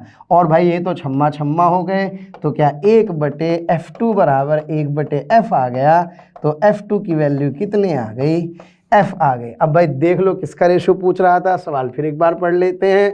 रेशो पूछ रहा है F1/F2 का, तो बेटे F1 कितना आया था F/2, F2 कितना है प्यारे बच्चों F, तो क्या F1/F2 का रेशो निकाल सकता हूँ। जी हाँ सर, इस F1 और F2 का जो रेशो आएगा it comes out to be F/2/F से it comes out to be 1/2। तो मैं कह सकता हूँ कि ऑप्शन 4 इसका सही आंसर होगा। क्या सब बच्चों को क्लियर है? चलिए बढ़ते हैं आगे, करते हैं अगला सवाल। हाँ जी, देखिए कभी कभी ऐसे आसान सवाल भी पूछे जाते हैं नीट 2019 में, तो डरिए मत, आखिरी समय तक पढ़िए। नीट है, नीट की फिजिक्स आसान होती है लेकिन आखिरी समय तक पढ़िए। ज़रूरी नहीं कि सब चीज़ें पूछी जाएं, हो सकता है कोई आसान सी चीज़ पूछ ली जाए, लेकिन हम जब पूरी यूनिट छोड़ जाते हैं तो मन में एक अलग तरह का डर के कारण, लेकिन उससे कोई फ़र्क नहीं पड़ता। इसलिए पूरा पढ़ें, अच्छे से पढ़ें, आपके साथ ईश्वर की कृपा रहेगी और आपके नंबर बढ़िया आएंगे, बट मेहनत करते रहिए। Which colour of the light has the longest wavelength? Obvious है, सब बच्चे जानते हैं VIB GYOR में रेड कलर की वेवलेंथ सबसे ज़्यादा होती है, रेड कलर का रिफ्रैक्टिव इंडेक्स सबसे कम होता है। तो भैया लॉन्गेस्ट वेवलेंथ मतलब रेड होगा, यानी कि अधिकतम यानी कि दीर्घतम तरंगदैर्ध्य कौन से रंग की होगी? लाल रंग की होगी। क्लियर है? चलो बच्चों आगे बढ़ते हैं। इन टोटल इंटरनल रिफ्लेक्शन, ओहो कहीं TIR ना हो जाए, है ना भाई। टोटल इंटरनल रिफ्लेक्शन की बात कर रहे हैं। When the angle of incidence is equal to the critical angle for the pair of median contact what will be the angle of refraction. प्यारे बच्चों, प्रीवियस ईयर सीरीज आपको हमेशा आइडिया देती है कि किन सवालों को करना है और किन सवालों को छोड़ना है। ओके, तो सर मुझे समझ में आता है। यस, अगर ये एंगल क्या होगा, क्रिटिकल एंगल होगा, तो ये एंगल हमेशा 90 डिग्री होगा, जिसका नाम है एंगल ऑफ रिफ्रैक्शन। तो मैं कह सकता हूँ कि एंगल ऑफ रिफ्रैक्शन कितना होगा, 90 डिग्री होगा, यानी कि 90 डिग्री होगा अपवर्तन कोण का मान। किस स्थिति में, जबकि हो रहा है कुल आंतरिक परावर्तन। चलिए चलते हैं अगले सवाल की ओर। ओहो, मैंने आपसे क्या कहा था, प्रिज्म का सवाल फिर देखने के लिए मिल रहा है। कितने सारे सवाल कराए, आप देख रहे हैं बार बार प्रिज्म के सवाल रिपीट हो रहे हैं। A ray is incident at an angle of incidence I on one surface. और मैंने आपको याद करो पहले एक बात बताई थी भैया, स्मॉल एंगल पे ध्यान देना है, क्योंकि जब कहीं स्मॉल एंगल लिखा है तो कहीं ना कहीं अप्रोक्सीमेशन जरूर लगेगा। Emerges normally from the opposite surface, the refractive index of the material is what, this is mu. तो आपसे पूछ रहा है angle of incidence is nearly equal to, कोई किरण लघु प्रिज्म कोण के किसी एक पृष्ठ पर आपतन कोण आई परावर्तन करके प्रिज्म के विपरीत फलक से अभिलंबत निर्गत होती है। इस प्रिज्म के पदार्थ का अपर्तनांक म्यू है, तो आप प्रिज्म कोण होगा भैया, ये लाइन बड़ी इंपॉर्टेंट है, अभिलंबवत यानी के कैसे निकल रही है, कैसे कैसे कैसे इंग्लिश में, इमर्जेस नॉर्मली। प्लीज इस लाइन का ध्यान दें। देखो इसमें हमेशा ध्यान रखना है अपने को, प्लीज ट्राई टू अंडरस्टैंड। अगर कोई किरण, कोई रे ऐसे आई, इस तरह से नॉर्मली आई, तो क्या रटना है सर, आई को 0, R1 को भी 0। कोई रे ऐसे निकली, तो सर इस केस में ये 90 है, यस, यानी कि E0, R2 भी 0। तो भैया ये अपने को ध्यान रखना है। और अगर कोई रे यस अलोंग द सरफेस चली जाए यूं करके ऐसे, यानी कि कितने डिग्री पर, 90 डिग्री पर, कहाँ गए तुम, तो इस सिचुएशन में हमेशा ध्यान रखें बेटा, जो R2 होता है वो C के बराबर होता है। तो प्लीज़ इस क्वेश्चन में इस बात का विशेष ध्यान रखें कि कैसे इमर्ज हो रही है। तो normally from the opposite surface, तो ये वाली या ये वाली सरफेस के नॉर्मल मतलब यहाँ से ये वाली, यानी कि कौन 0 है, E0 है। E0 है तो इसका मतलब R2 भी क्या है, 0 है। और मैं जानता हूँ किसी प्रिज्म के केस में, हाँ जी बेटा, ये रे आई ऐसे और ये रे यूं चली गई, कितने डिग्री पर, 90 पर। तो इसका मतलब इस सिचुएशन में E कितना, 0, R2 कितना, 0। तो भैया ये जो R1 है किसके बराबर आएगा, A के, और ये एंगल कितना है, I। और ये A के बराबर क्यों होगा, ये आप अच्छे से जानते हैं, क्योंकि A क्या होता है, R1 प्लस R2, तो A बराबर यस R1 प्लस 0। तो भैया R1 किसके बराबर, A के। और फिर तो कौन है भैया, स्नेल्स लॉ लगाएंगे ना भाई। स्नेल्स लॉ क्या कहता है, 1 इंटू साइन I बराबर mu into sine R1। Angle छोटा है तो ये I होगा, ये R1 होगा, तो I बराबर आ जाएगा म्यू R1। और चूंकि R1 किसके बराबर है, A के बराबर है, तो मेरा आंसर आएगा I is equals to mu into A। भैया आंसर क्या दे रखा है, 1। जरा ऑप्शन फटाफट से चेक करके देख लेते हैं। हाँ जी 1। और मैंने फिर आपसे कहा था प्लीज़ ध्यान दीजिए कुछ वर्ड्स पर, small angle approximation, emerges normally, तो थोड़ा सा इस बात का ध्यान रखें। अगला क्वेश्चन करते हैं, find the value of angle of emergence from the prism. E निकालना है। ओहो, फिर देखो प्रिज्म का सवाल 2021 में पूछा गया है।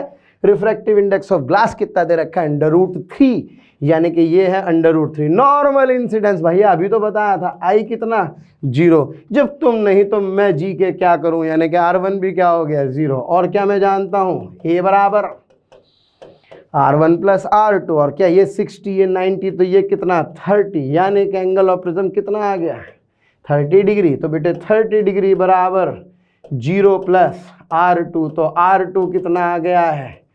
अब सोचो R2 पता और क्या पूछ रहा है, E, यानी कि सर ये जो रे आई यहाँ टकरा के बाहर चली गई, ये कौन है R2 और ये कौन है E। अरे मुझे समझ में आ रहा है कौन सा नियम लगेगा, स्नेल्स लॉ। तो इन दो सरफेस के लिए स्नेल्स लॉ लगाऊंगा। ये कितना है, √3, तो √3 sine R2 is equals to 1 into sine E, √3 sine 30 degree बराबर साइन ई आ जाएगा। तो यहाँ से सॉल्व करेंगे तो ई की वैल्यू कितनी आ जाएगी 60 डिग्री। लड्डू सवाल है भैया, छोड़ के मत चले जाना ये वाली यूनिट, 2021 का सवाल है। हाँ अब समझे आप, 60 डिग्री आंसर। लेकिन आसान नहीं है, आप प्लीज़ इस बात को समझिए, इतना आसान नहीं है जितना आसान हमें लग रहा है, क्योंकि कंसेप्ट तो उसमें सारे यूज़ हुए ना। I0 R10 पहला कंसेप्ट लगा, दूसरा कंसेप्ट A बराबर R1 प्लस R2 लगा, तीसरा कंसेप्ट सोचो स्नेल्स लॉ लगा। तो इसके लिए सवाल आसान नहीं है, लेकिन हाँ लेंदी बना कब, जब इसमें बहुत सारे फॉर्मूले क्या हो गए, यूज़ हो गए हैं। क्लियर है प्यारे बच्चों? चलिए प्यारे बच्चों बढ़ते हैं अगले क्वेश्चन की ओर। यस, ए कॉन्वेक्स लेंस है ऑफ फोकल लेंथ 20 सेंटीमीटर, दिमाग में इसकी इमेज बिठाइए, and a concave lens of focal length 5 centimetre are kept along the same axis with the distance d between them. NEET 2021 का सवाल है। ओहो, distance d, if the parallel beam of light is falling on A leaves B as a parallel beam then the distance d. वैसे तो आपको इसका answer याद होना चाहिए भैया, अगर पैरेलल से पैरेलल निकले, पहले ही बता देता हूँ, डी बराबर होता है F1 प्लस F2 तब जब दोनों कॉन्वेक्स हों, और D बराबर F1 माइनस F2 तब जब एक कॉन्वेक्स हो और एक क्या हो भैया, कॉनकेव। स्टैंडर्ड सवाल है। क्या सवाल है? दो लेंसों को रखा, एक पैरेलल बीम आई। जरा सोचो, अगर ये पैरेलल आई तो क्या कह रहा है? कह रहा है पैरेलल ही चली जाए। तब जबकि लेंसेस कितने डिस्टेंस पर रखे हैं? डी डिस्टेंस पर रखे हैं। इसको दो तरीके से सॉल्व कर सकते हैं। एक तो सिंपल रे डायग्राम बना करके, वो आप बनाते रहना, मैं आपको मैथमेटिकली समझाता हूँ। क्या फॉर्मूला है? 1/F इक्विवेलेंट बराबर 1/F1 जमा 1/F2 माइनस D/F1F2। प्यारे बच्चों, अगर कोई दो लेंस एक दूसरे से कितने डिस्टेंस पर रखे हों, डी डिस्टेंस पर रखे हों, ये एक ऑप्टिकल सिस्टम है जिसमें इसकी फोकल लेंथ F1 और इसकी F2 है। अब एक बात बताओ, अगर कोई मुझसे कह रहा है यार पैरेलल रे आई और पैरेलल चली गई, इसका मतलब ये जो भी ऑप्टिकल सिस्टम है, इस ऑप्टिकल सिस्टम का बिहेवियर क्या एक प्लेन ग्लास प्लेट की तरह है? और प्लेन ग्लास प्लेट की फोकल लेंथ क्या होती है सर? इनफाइनाइट। और पावर कितनी होती है? 0। तो मैं लिख सकता हूं 1/∞। एग्जैक्टली, हाँ जी, बराबर 1/F1 जमा 1/F2 माइनस D/F1F2। ये टर्म क्या हो गई? ये हो गई बेटा 0। तो 0 से 1/F1 plus 1/F2 minus D/F1F2 solve करेंगे तो D आएगा F1 प्लस F2। और याद रहे, these are the individual focal length जो साइन के साथ रखी जाती हैं। ये F1 है और ये क्या है? F2। अब जरा चलते हैं अपने सवाल की ओर। यस, एक कॉन्वेक्स है जिसकी कितनी होगी सर? +20 होगी। एक कॉनकेव है जिसकी -5 होगी। तो आंसर चूंकि मुझे पता है F1 प्लस F2 आएगा साइन के साथ, तो साइन के साथ तो फिर ये वाला रखना होगा। तो मेरे पास आंसर आएगा D इज इक्वल्स टू 20 - 5 यानी कि 15 सेंटीमीटर, यानी कि option 3 is the correct answer. Sir आपने तो बहुत सारे सवाल करा दिए, आपने तो ये भी करा दिया, आपने तो इसके साथ वाला भी करा दिया, और क्या? ईश्वर करे कि इस बार दोनों के दोनों कॉन्वेक्स लेंस आ जाए तो आंसर 25 हो जाएगा। और डायग्राम भी बेटे हमें समझना है। मान लो क्वेश्चन में कोई डायग्राम दिया है, किस तरह का? इस तरह का, कि सपोज ऐसा कोई डायग्राम दिया है यूं और यूं, और आपसे क्या पूछ रहा है? आपसे पूछ रहा है डिस्टेंस डी बताओ ताकि यूं की यूं ही जाए, कुछ इस तरह का जो भी कुछ हो। तो आप समझ जाना पैरेलल का पैरेलल है, तो पैरेलल का पैरेलल तभी हो सकता है जबकि मैं इस F1 माइनस F2 को साइन के साथ या F1 प्लस F2 को साइन के साथ यूज़ करूँ। चलिए बढ़ते हैं आगे, करते हैं अगला सवाल। A lens of large focal length and large aperture is best suited for objective of astronomical telescope। भैया तो रटा रटाया सवाल है NCERT का। लार्ज अपर्चर बनाने से आप सभी बच्चे जानते हैं क्या होगा सर? ज़्यादा रेज इकट्ठे गिरेगा, ज़्यादा रेज इकट्ठी करेगा तो विजिबिलिटी बढ़ेगी, बिल्कुल क्वालिटी बढ़ती है। दूसरी चीज़, लार्ज एरिया होगा तो ज़्यादा लाइट एनर्जी ज़्यादा गैदर करेगा, इंटेंसिटी बढ़ जाएगी। Large aperture produces better resolution. Exactly, जो प्यारे बच्चों रिजॉल्विंग लिमिट होती है वो होती है 1.22 λ/d, और जो रिजॉल्विंग पावर होती है वो होती है d अपॉन 1.22 लैम्डा, जहाँ d is the diameter of the objective lens. तो d ज़्यादा होने से रिजॉल्विंग पावर ज़्यादा हो जाएगी, तो मैं कह सकता हूँ कि इसके सारे के सारे ऑप्शन ही सही होंगे। एक वृत्त, फोकस दूरी तथा वृत्त द्वारक का लेंस अभिदृश्यक के लिए प्रयुक्त किया जाता है, क्योंकि सब बच्चे जानते हैं गुणता, दृश्यता और इसके अलावा संग्रहण क्षमता और इसके अलावा उत्तम विभेदन क्षमता क्या करता है, प्रदान करता है। क्लियर है? तो आप सोचिए, जरूर पढ़ें खगोलीय यानी कि astronomical telescope, microscope, reflecting refracting यानी कि अपवर्तन वाले में और रिफ्लेक्शन यानी कि परावर्तन वाले में डिफरेंस, इसको अच्छे से हमें समझना होगा। चलो प्यारे बच्चों, बात करते हैं, ये नीट का 2021 का बहुत चौंकाने वाला सवाल था। बिल्कुल इस क्वेश्चन पे तो हमें बहुत सारी एनर्जी लगानी पड़ेगी और बहुत मज़ा आएगा इस सवाल को करने में, क्योंकि जिस साल ये सवाल आया था उस साल सब लोगों ने इसका आंसर थोड़ा सा गलत बताया था, है ना। तो आज इस क्वेश्चन को हमें करेंगे। ये क्वेश्चन है कॉम्बिनेशन का। आइए जरा देखते हैं सवाल है क्या। A point object is placed at a distance of 60 centimetre from a convex lens of a focal length 30 centimetre. ये एक लेंस दिया है, इसके सामने 60 सेंटीमीटर पर एक ऑब्जेक्ट प्लेस्ड है, फिर कह रहा है इसकी फोकल लेंथ 30 सेंटीमीटर है और यहाँ से कितने डिस्टेंस पर, 40 सेंटीमीटर पर एक प्लेन मिरर रखा है। तो आपसे पूछ रहा है final image will be formed at a distance. Final image word है, इसने ये नहीं कहा कि पहली बार, दूसरी बार, पहला रिफ्लेक्शन, दूसरा रिफ्लेक्शन, कुछ नहीं कहा, इसने बोला फाइनल इमेज। और देखो कैसी कैसी टर्म्स यूज़ कर रहा है, रियल इमेज, वर्चुअल इमेज। बाप रे बाप, यानी कि आप सोचो कितनी सारी मेहनत आपसे करवाने वाला है ये इस क्वेश्चन में। कोई नहीं बेटा, सीखते हैं, मज़ा आएगा। सबसे पहला काम, जब मैं इस क्वेश्चन को सॉल्व करता हूँ तो सबसे पहले ये लेंस, ये रहा बेटे प्लेन मिरर और इसके सामने यहाँ पर है ये ऑब्जेक्ट, कितने सेंटीमीटर पर, 60 सेंटीमीटर पर। ये डिस्टेंस है मेरे बच्चों 40 सेंटीमीटर और ये है मेरा लेंस, ये है मेरा मिरर। Is that clear? चलिए ध्यान से समझते हैं। ऑब्जेक्ट डिस्टेंस मुझे गिवन है और जो लेंस की फोकल लेंथ है कितनी दे रखी थी भाई, लेंस की फोकल लेंथ है 30 सेंटीमीटर, चूँकि कॉन्वेक्स है तो इसलिए ये होगा प्लस 30 सेंटीमीटर। जब हम पहले केस की बात करेंगे तो पहले केस में u की वैल्यू होगी -60, f की वैल्यू होगी +30। मैं लिखूंगा v बराबर FU अपॉन, हाँ जी, u प्लस f लिखता हूँ। क्यों? क्योंकि क्या है, लेंस है, लेंस में प्लस आता है।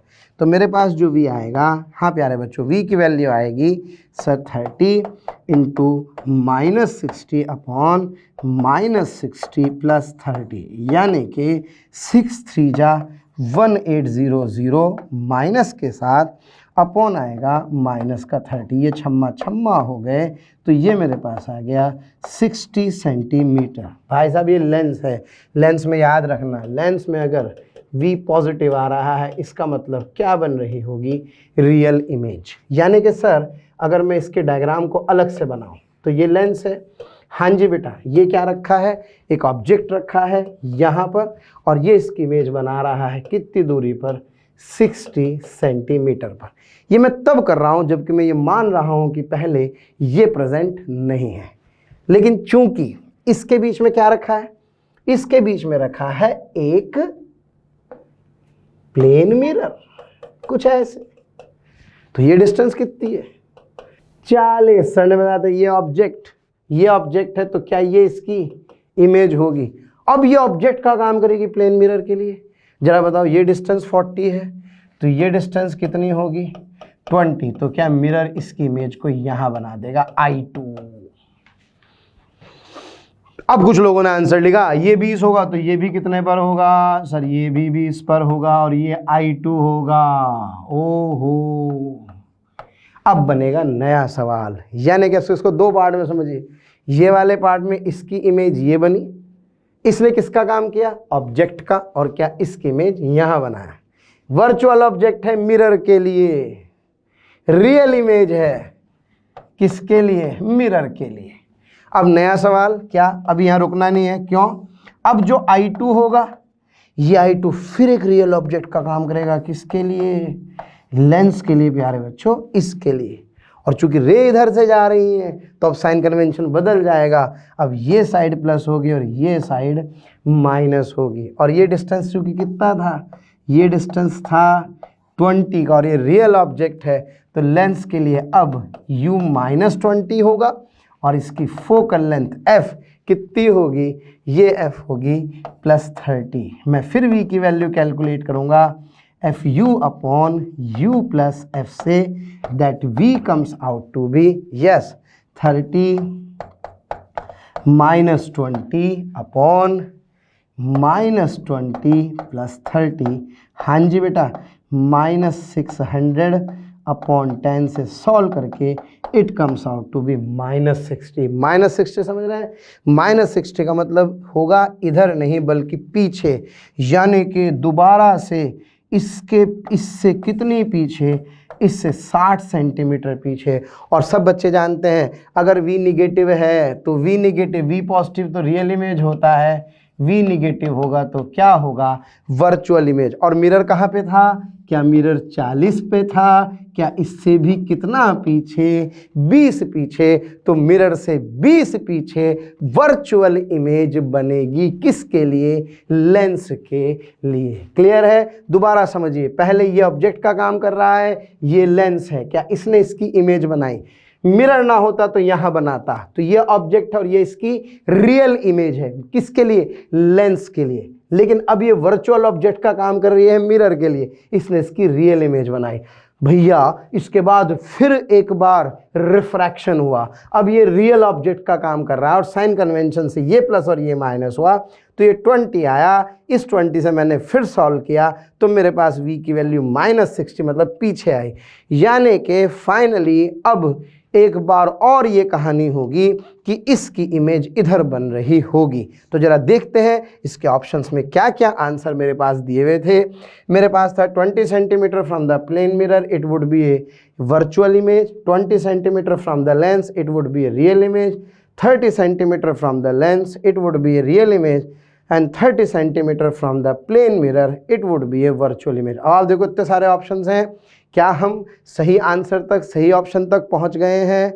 जरा चेक करके देखते हैं। सही है, 20 centimetre from the plane mirror and it would be a virtual image, बिल्कुल सही जवाब है। क्योंकि देखो जब ये पीछे बन रहा होगा तो ये 40 तो ये कितना हुआ 10, यानी कि सर इसका मतलब ये हुआ कि इस लेंस से तो 60 पर हुआ, मिरर से कितना हुआ, मिरर से 20 सेंटीमीटर पर बनेगा। तो इसका मतलब कैसी इमेज है सर, ये निगेटिव आ रहा है यानी कि वर्चुअल इमेज, लेकिन मिरर से 20 पर होगा। तो मैं कह सकता हूं कि इसका option 1 is the correct answer. तो ऐसा नहीं है, रुकना नहीं है, ऐसा नहीं कि पहले यहां से सॉल्व कर दिया फिर थक के यहां सॉल्व कर दिया, फिर इसके बाद एक बार और सॉल्व करना है। क्लियर है प्यारे बच्चों?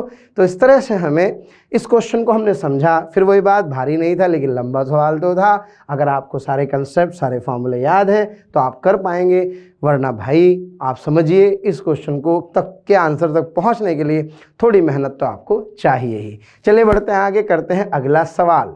A biconvex lens has a radius of curvature 20 centimeter each is the refractive index of the metal। बार बार देख रहे हैं प्यारे बच्चों, एक ही फॉर्मूले पे सवाल आ रहा है, अब तो बहुत बढ़िया करेंगे। पहली लाइन पढ़ी, यस बाई कॉन्वेक्स है और कॉन्वेक्स में radius of curvature 20 centimetre each. अगर आपको बहुत जल्दी सवाल को सॉल्व करना हो तो आपको अब तो रिजल्ट याद हो गया होगा, r/2 म्यू -1 से सीधे फोकल लेंथ आ गई। ये कितना दे रखा है, 20/2 म्यू कितना है 1.5 -1 10, ये 1/2 से आ गया 20 सेंटीमीटर। तो भैया पावर चाहिए, तो पावर होती है 100/f लेंस की, यानी कि 100/20 से आ गई +5 डायोप्टर। यस, तो मैं कह सकता हूँ कि इसका ऑप्शन 2 सही होगा। लेकिन भैया ये वाले फार्मूले याद हो जाएंगे नोट्स में से तो मज़ा आ जाए। अगर यही क्या होता, कॉन्केव होता तो यहाँ पर माइनस आ जाता, और आप चाहें तो डायरेक्ट पावर भी क्या कर सकते हैं, यूज़ कर सकते हैं पावर के फार्मूले से। चलिए आगे बढ़ते हैं। ए लाइट रे फॉल्स, ये नीट 2022 की तरफ हम लोग बढ़ रहे हैं। A light ray falls on a glass surface of refractive index √3 at an angle of how much 60 degree, the angle between the refracted and the reflected ray would be. Yes, हाँ जी प्यारे बच्चों ध्यान से देखना है। ये रही आपके पास एक ग्लास सरफेस, इस ग्लास सरफेस पर एक रे आई, ये रहा नॉर्मल, कमाल की बात है एंगल 60 डिग्री है, म्यू की वैल्यू कितनी है, √3 है। एक यूं गई और एक यूं गई, मुझसे ये वाला एंगल पूछ रहा है भैया ये कितना होगा, सर ये 60 होगा। अगर तुम मिल जाओ तो क्या ये वाला एंगल कैलकुलेट कर लेंगे हम, और इसके लिए आप सभी जानते हैं लगेगा स्नेल्स लॉ, 1 × sin 60 बराबर √3 × sin r, √3/2 बराबर √3 sin r, छम्मा छम्मा r की वैल्यू कितनी आ गई है, 30 डिग्री। ये r कितना है, 30 डिग्री, ये रहा 60, तो भैया बचा कितना, पूरा 180 होता है, तो इट वुड बी 90 डिग्री। यानी कि आई कैन से कि भैया सीधे कंसेप्ट पे सवाल नहीं आएगा, सवाल आसान होगा लेकिन दो कंसेप्ट मिक्स हो रहे होंगे। चलिए प्यारे बच्चों बढ़ते हैं आगे, करते हैं अगला सवाल। ये क्वेश्चन नीट 2022 का सवाल है। Two transparent media A and B separated इतने, the speed of the light is इतने और इतने। अब आपसे कह रहा है क्रिटिकल एंगल। भैया क्रिटिकल एंगल का सबको पता है, क्रिटिकल एंगल का बेसिक फार्मूला रट लो, बड़ा मजा आएगा। साइन सी क्या होता है, sine C is equals to velocity से लिखे म्यू से लिखते हैं, mu of rare medium upon mu of denser medium. Speed की टर्म में velocity of denser medium, velocity of rare medium. Wavelength की टर्म में yes lambda in denser medium upon lambda in rare medium. अब बात हो कितने सारे फार्मूले हो गए, और सबसे बड़ा जुगाड़ बताता हूँ। हाँ क्या जुगाड़ है, छोटा बटे बड़ा, दिमाग ही नहीं लगाना है, सब जगह सेट होगा। क्योंकि साइन सी की वैल्यू साइन थीटा जो कि हमेशा 1 से कम होता है, तो ऊपर छोटा आएगा और नीचे बड़ा, तो सवाल भी पढ़ने की जरूरत नहीं। दिस अपॉन दिस, छोटा बटे बड़ा, यानी कि 1.5 × 10⁸ अपॉन 2.0 × 10⁸, छम्मा छम्मा 15/20, यानी कि 3/4, यानी कि साइन इनवर्स 0.75। तो कौन सा ऑप्शन सही होगा, साइन इनवर्स, ये वाला आंसर सही होगा प्यारे बच्चों। क्लियर है। फिर वही बात है, सवाल को पढ़ के सोच के लिखना। अब देखो सीधे सीधे म्यू पे तो नहीं आया ना सवाल, जो भी आया सीधे सीधे म्यू पे तो सवाल नहीं आया ना, जब भी सवाल आया तो वेलोसिटी की टर्म में आ गया। हाँ बेटे अगला क्वेश्चन करते हैं, ध्यान दीजिए हम पहुंच रहे हैं नीट 2023 के आसपास। Light travels A distance x in time t1 in air, okay, and 10x in time t2 in another which medium, denser medium. What is the critical angle for this medium? आपको पता है पिछले वाले में मैं इसका जवाब आपको दे चुका हूँ। कैसे, अरे भाई क्रिटिकल एंगल की डेफिनेशन से मैंने कहा स्पीड की टर्म में लिखो तो ऊपर आएगा छोटा, और डेंसर में चलती है कम, रेयर में चलती है तेज यानी कि फास्ट, तो ये VD/VR। अब एक काम करते हैं खोपचे में चलते हैं और VD लिखते हैं सबसे पहले। डेंसर मीडियम कौन सा है सर, ये रहा, डिस्टेंस अपॉन टाइम, वाव, यानी कि 10x अपॉन t2, और रेयर मतलब एयर, एयर में कितनी चल रही है, x अपॉन t1। सवाल समाप्त हुआ। जी हाँ, VD की वैल्यू रखते हैं 10x अपॉन t2 और यह आएगा x अपॉन t1। इससे ये कट गया तो बेटे ऊपर आ गया 10 के साथ t1 और नीचे आ गया t2। तो जो साइन C होगा 10t1/t2। तो भैया C बराबर साइन इनवर्स कितना, साइन इनवर्स 10t1/t2। बेटे एक बात बताऊं, जिन बच्चों ने प्रीवियस ईयर एग्जाम वाली सीरीज़ करी थी विश्वास कीजिए उनको बहुत बेनिफिट मिला है। मैं आपको बता रहा हूं, इट गिव्स एन आइडिया कि हमें कौन से सवाल छोड़ने हैं प्रैक्टिस करते समय और कौन से सवालों को बना के रखना है। तो मेरे ख्याल से देखना थर्ड ऑप्शन करेक्ट हुआ अथवा नहीं हुआ। क्लियर है। चलिए बढ़ते हैं आगे, करते हैं अगला सवाल। ये फिर नीट 2023 का सवाल। Two thin lenses are of the same focal length है but one is convex and इतने when they are placed in contact the equivalent focal length. खटाक खटाक खटाक, 1/f1 बराबर 1/f1 + 1/f2, तो 1/f इक्विवेलेंट इज यस, ये कितना आएगा 1/f - 1/f, यानी कि f इक्विवेलेंट 0 नहीं, इनफाइनाइट होगा। और इनफाइनाइट मतलब it will behave like a plane glass plate. तो थर्ड ऑप्शन, पावर कितनी हो गई 0 और फोकल लेंथ कितनी हो गई, इनफाइनाइट। तो भावुक नहीं होना है और ये पूरा का पूरा सिस्टम एक प्लेन ग्लास प्लेट की तरह क्या करेगा, बिहेव करेगा। चलिए बढ़ते हैं आगे, करते हैं अगला सवाल। हाँ प्यारे बच्चों, हम लोग पहुंच रहे हैं नीट 2023, यानी कि वही पिछले साल वाले सवाल। और मैं आपसे बार बार कह रहा हूँ, नोट्स को ध्यान से देखिएगा, सब चीज़ें बार बार करा रखी हैं। In the figure shown what is the equivalent focal length of the combination of the lens. इस कॉम्बिनेशन ऑफ लेंस की इक्विवेलेंट फोकल लेंथ निकालनी है। अब देखो शॉर्टकट से खटाक खटाक होगा। ये क्या दिख रहा है, प्लेनो कॉनकेव। ये क्या दिख रहा है, प्लेनो कॉनकेव। ये क्या दिख रहा है, बाई, यानी कि बाई कॉन्वेक्स या इक्वी कॉन्वेक्स भी कह सकता हूँ। लेकिन चूंकि इसके रेडियसेस R1 R2 बराबर हैं, हाय मुझे लगा R1 R2 अलग अलग है, भाई बराबर है, इसलिए कोई दिक्कत नहीं है, इक्वी कॉन्वेक्स मानेंगे। अब देखो इसको सॉल्व कैसे करना है खटाक से। ये कैसा है, प्लेनो। प्लेनो में अच्छा इसका रिफ्रैक्टिव इंडेक्स कितना है, 1.6। तो सबसे पहले इसकी फोकल लेंथ, फिर इसकी फोकल लेंथ, फिर इसकी फोकल लेंथ, और तीनों में 1/f इक्विवेलेंट बराबर 1/f1 प्लस 1/f2। ये बन गई इसकी बैकग्राउंड। यस यस और यस, ये फॉर्मूला लगाना है। अब देखो अच्छा मजे की बात क्या है, F1 और F3 क्या है, दोनों एक जैसे हैं, तो मुझे बस F2 निकालना है, मेरा काम हो जाएगा। साइन की गलती मत कीजिएगा। चलो पहला लेंस भैया ये बना, दूसरा लेंस भैया ये बना, तीसरा लेंस भैया ये बना। इसकी फोकल लेंथ जो होगी वही इसी की भी होगी और इसकी f डैश होगी। क्लियर है, इसकी फोकल लेंथ जो f होगी that f is equals to, अगर तुम्हें याद हो तो μ-1 के साथ माइनस लगाना है, क्योंकि ये है प्लेनो, है ना भाई, क्योंकि ये r क्या है, इन्फिनिटी, और ये r है r। ये फॉर्मूला कहाँ से है भैया, नोट्स देखोगे तो सबको मिल जाएगा ये वाला फॉर्मूला, और इससे करोगे तभी टाइम बचेगा, वरना बहुत टाइम लग जाएगा। रिफ्रैक्टिव इंडेक्स 1.6 हुआ, f की वैल्यू लिखूंगा -r अपॉन, यस 1.6 -1, यानी कि -r अपॉन 0.6, यानी कि 10r/6 माइनस के 7, यानी कि 5/3r माइनस के 7। और कमाल की बात यह है कि जरा बताओगे क्या, r की वैल्यू 20 यानी कि 20 दी गई है, तो ये आ जाएगा -5 × 20/3, यानी कि -100/3। वाह, तो ये कितना होगा, बिना सोचे समझे -100/3। और इसके लिए क्या करना है, इसके लिए मैं लिखूंगा प्लस r/2 μ-1, और म्यू में ध्यान रखना है इसी का लेना है, और इसके सराउंडिंग यानी कि एयर का लिखना है।